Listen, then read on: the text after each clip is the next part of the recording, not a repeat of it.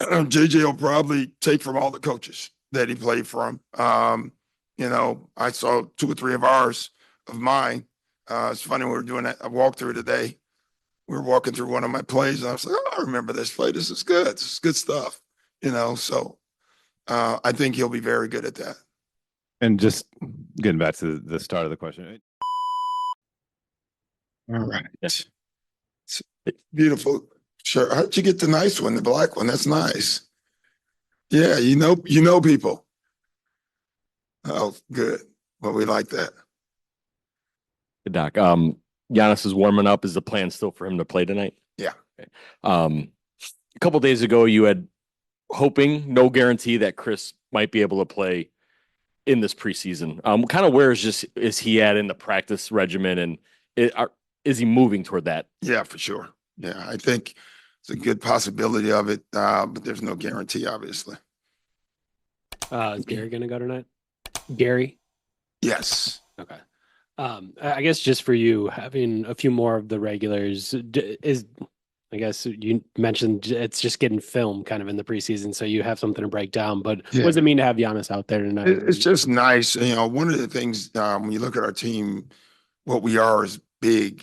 And then when we don't have one of those guys, we get small quickly. At some point, when you think if Brooke, Bobby, or Giannis does not play, at some point in that game, we're going to have to play small ball.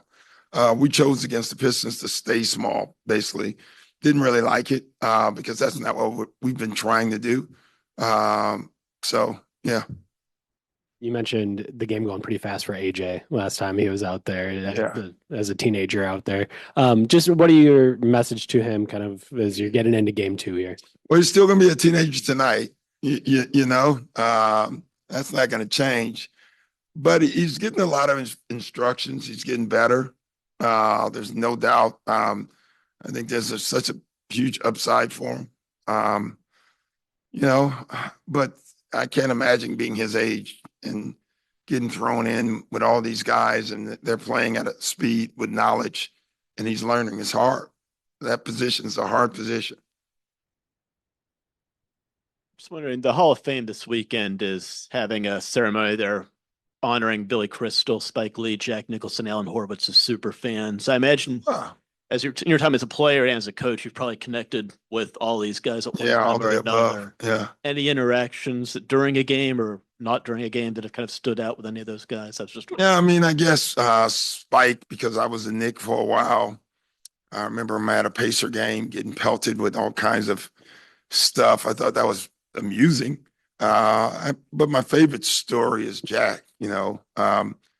It was the game we came back on the Lakers in 2008 finals. It was late in the game, and I just kept hearing, "Hey, Doc, we're dead men walking." And he just kept saying it. I didn't quite know what he was talking about. Then I figured it out late, when we came back and won the game. I'll never forget that. Then the other Jack story, which was kind of a awful story, the way it ended. Jack and I became friends, golfed a couple times. And if you ever look at the game that Houston came back in with the Clippers, Jack came to that game. He showed up at a Clipper game. And then we blew a 35-point lead and he left. And I don't think he'll ever go back to another Clipper game again. So I just thought both of those were pretty cool. Hey, Doc, I was not in California, so apologies if you kind of answered some of this. Yeah, it was tough. Yeah. But I think LeBron wants to be in California going by his tweet. It is a strange exhibition game, I must say. Even I looked at that and said, wow, okay.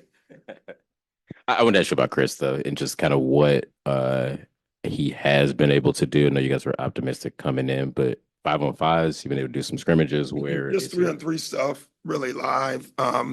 It's going to do some 4-on-4 this week. Hopefully by the end of the week, he's scrimmaging. Any reason to do 3-on-3 versus what's the reason? Just kind of working them up? No numbers. I don't even know. That's medical. So just live is live, and that's good. Doc, you and Austin made history a while back about being the first father-son duo Yeah. to coach your son in the NBA at this level. Did you ever envision there would be a scenario like what Bron and Bronny have started this preseason? No, I mean, you have to have staying power. It's easy. I guess it's not easy because it's not been done for a head coach to coach his son and hasn't been done much. But for a player to play with his son, it's just extraordinary just because the player, the older player has to play a long time. Either that or he has to advocate at 11, you know. But it's pretty extraordinary. Doc, down the other end of the sidelines could be one of your former players, JJ Redick, and I know you guys have had some discourse in the press over the years. Just putting that aside, what do you feel like will be his strengths in this position? Well, you know, I think probably execution stuff because that was what we were known for when he played for me. Ran a lot of it. As a matter of fact, I watched the first 2 games and many of the sets we ran with the Clippers, the Lakers are running now. So it's, you know, I did the same thing as a player. You run what you know well and what you like. You bring some stuff. My guess is JJ will probably take from all the coaches that he played from. You know, I saw 2 or 3 of mine. It's funny, we were doing a walkthrough today. We were walking through one of my plays and I was like, oh, I remember this play. This is good. This is good stuff. You know, so I think he'll be very good at that. And just getting back to the start of the question, where do things stand between you and JJ right now? You know, it's never been really for me. It's been one way. So, you know, and I've said this many times, and take JJ off the board. Coaches, you know, coach and they pour into players. They really do. They pour in a ton of love to players. And oftentimes that love is rejected. You know, it's just the way it is.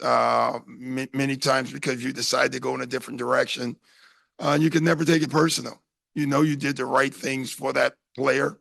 Most of the time that said player comes back later and understands it. And that's just the way it is. You know, it's usually one-sided in that regard, but you still do your job and you always do your job and you keep pouring into your players. Knowing there's times, you know, there's heartbreak for coaches. You know, Darvin's dealing with that a little bit. You know, he sees guys make comments now that he poured into.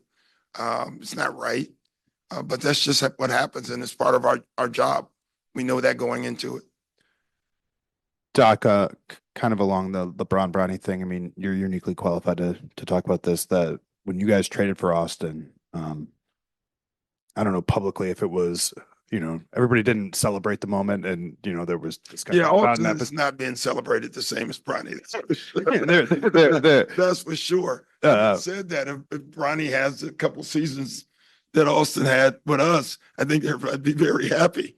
You know what I mean? But it is different. I was gonna say, but what are there things when it comes to working with a family member, challenges that you discovered through that process that you didn't expect, things that came up, or that you would do differently? There's probably things, there's probably all the above, you know, really. You know, I don't know, a coach told me, a high school coach said, if you coach your kid in high school, you want your kid to be the worst player on the team or the best player on the team. But if he's in the middle, then that creates problems. And unfortunately for Austin, he was right dead in the middle. And that created its own issues. You know, I'm sure there are times Austin would say that I coached him way harder than everybody else. And I've heard that. I remember the one game, Austin was having a great game, and Chris Paul actually walked up to me and said, you know, if that was me, you'd be smiling. You know, you can be happy. But it's just, I don't know, it's what parents do, especially fathers and sons. So there are clearly things you would do differently. But when I look back on it now, I find great memories that I had a chance to coach my son. He had a career year, one of them under me. And, you know, family reunions and stuff, that's pretty cool for us. Speaking of former players, I was just kind of curious what Rondo's role is going to be throughout the season, and just what was it like having him out day to day in training camp? It was awesome. It really was. And, you know, that's a great example. Even as coach player, I probably poured in as much to Rondo as anyone. And there were times that we did not have a great relationship.